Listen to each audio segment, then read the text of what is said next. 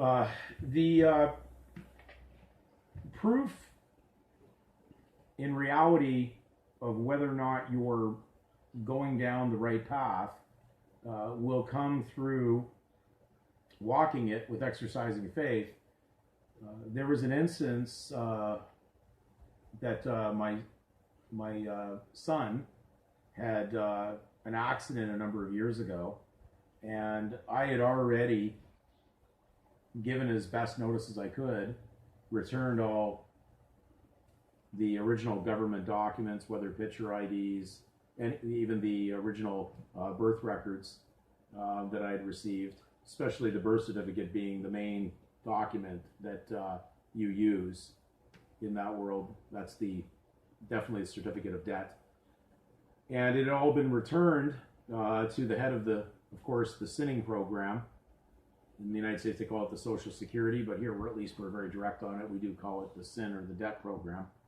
So the documents had gone back, and some years had passed, and then at the instance of my son going into a hospital arrangement over a medical little injury he had, it ended up being that they were questioning because he had to get a new card at that time.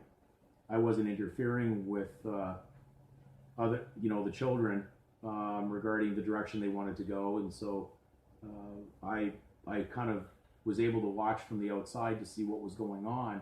And interestingly, when they were going into the computer to research the parents, they were researching my wife and myself, and my wife was still active, and I was not active anymore.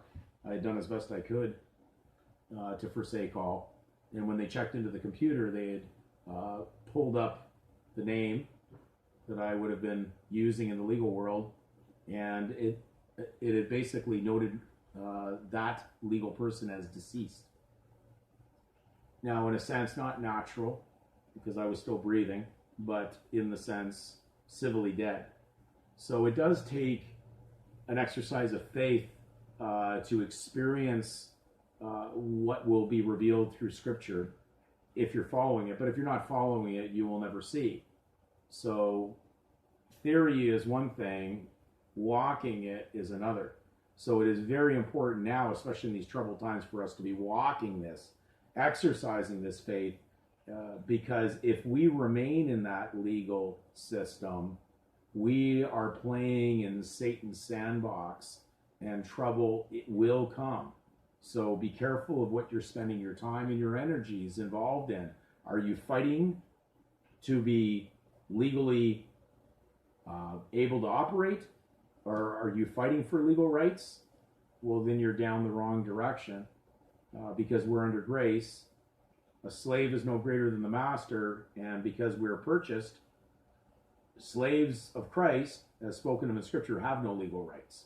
It would be impossible to have legal rights under the sovereignty of God.